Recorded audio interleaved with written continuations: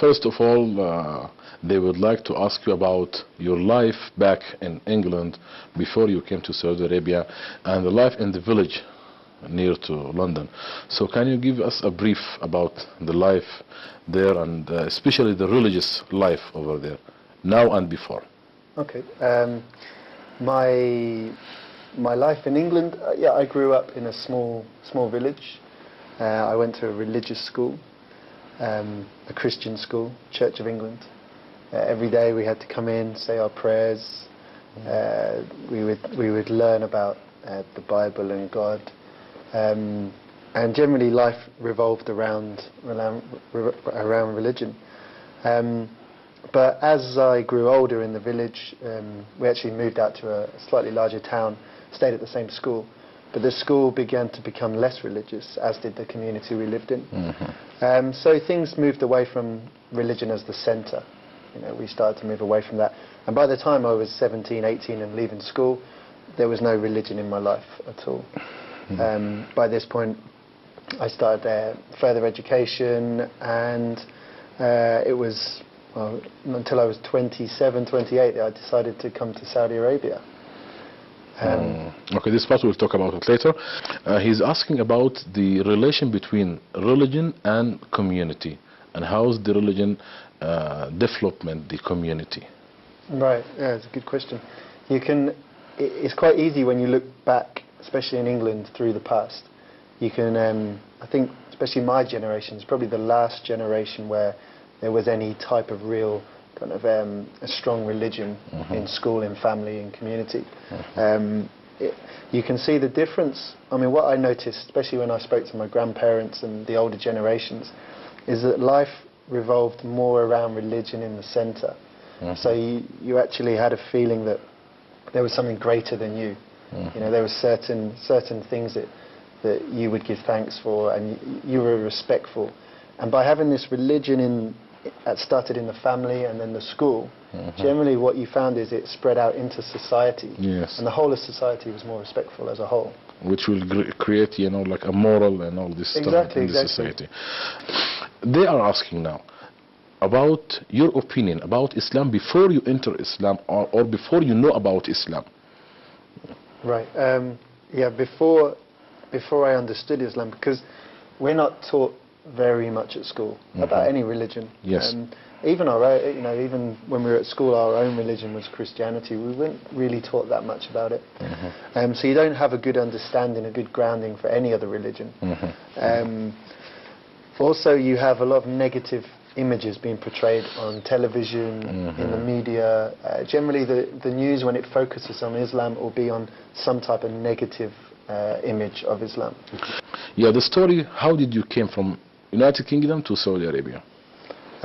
By chance, really. I was running my own business in England. Yes. I work in the health industry, so I had a set number of clients, and I just decided one day that I wanted to change. I just had this feeling that I needed to get away from my country and also make a change in my life. And it just so happened that I saw this job advertised in Saudi Arabia, and it interested me. I don't know why it interested me, but and that was the first step I made. He's asking, thus you told us about a guy from England and another one from Ireland, and we need to hear their stories in brief. Well, in brief, these are two guys that have come over this year to Saudi Arabia. So they arrived October, November time. And 2 or 3 months ago, one of the Irish friend of mine, he approached me and he asked me some questions about Islam. Just out of the blue. I wasn't expecting it. So taken aback, because I didn't think anyone would ever approach me and ask me about their religion. So I just thought back about my story and how I kind of made the small steps and the understanding. And I just basically led the same route for him. So I took some books that we got from the centre, from the Shifa Centre, and we started with the very easy to read, thin, the simple books that gave him the basic understanding, and I let him take them away and begin to read. And the other friend of mine, he was from England, and around the same time he approached me as well, So the three of us, we started. I started giving books to both the guys, and then after they read the books, they came back to me with a few more questions, and then we started. It was more like we started having a discussion about the religion, and answering a few of their basic questions, and it went from there. And directly they accepted? No, not. I actually told them. I said, look, take your time, read the books. When you have questions, come back to me. If there's any questions I can't answer, I know plenty of people that can, answer these questions. So we've got the support from yourself. And but they came back and like what I think anyone that starts to read and understand Islam that has never been there before will see, one, how simple it is to accept and understand, and how perfect and amazing it is. When you find these things in the water of Zamzam, okay, does it has any reflect upon your faith and you're choosing Islam as a religion? It makes you more confident. Yeah, exactly. But it's one of those things which is why Islam's so not addictive, but it makes you want to learn more, because you constantly find something new that shocks you and excites you. So the more you read and research and look into and talk to people, the more you come across something. And what's really amazing is that generally I'm sure that I'm researching and I'm interested in health, so I'm finding things in Islam that are helping me make my profession better and help people become healthier. So Zamzam water was one of those things. Subhanallah. Yes, he's asking about the reaction of your family when you go back to them and you are converted to Islam, and also about your reaction also when you go to Mecca for Umrah. Oh yeah. My family, I mean, there was no problem with any of my family. Very easy going, they trust me, and I guess it's if you lead a good way, if you lead a good life and you do the right things, and then people see why you're leading that life, they have no problem with it. No one can say what I'm doing is wrong, because what I'm doing is right. Is right, and everything in your life is going right. Yeah. Remaining the Umrah, how did you feel when you visit Mecca for the first time? At first, I didn't realize how beautiful it would be there, how amazing the actual buildings were. Really, very impressive. Like just being in Mecca itself, I really liked Mecca.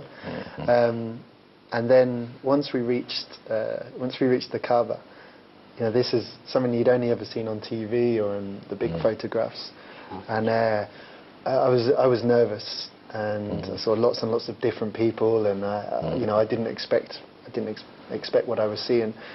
And my friend just took me by the hand, and we started circling the Kaaba. Yes. At first I was a little bit tense, keeping aware of what's around me, trying not to bump into people. Yes. And but then by 2 or 3 circles around the Kaaba, it became very normal. It became more than normal. I became so relaxed, and almost like I was floating on air. All the noise went away. Amazing, really amazing. Now you are in the 2nd year in Islam. So what you would like to say to your brothers in Islam? Wow. I think I still... What the first thing I said, I think when we first met, and you asked me if I had a message for anyone here, and I said the most important thing in Islam, and the reason that I became a Muslim, is because I saw people leading by example, people doing the right thing, a good thing, and despite all the information you're told on TV, on news, on movies, if you see someone doing something good and leading a good life and you're impressed by this, you want to ask more questions, and this will lead people to Islam. This shows Islam in the right way. So I take my own advice, and I try and be as balanced and as straight as I can, and try and follow the guidance that we're given. And my message to everyone is, I'm completely grateful for what I've been given, and I just hope everyone else continues to lead the life that I saw when I first came here. Allahumma ameen.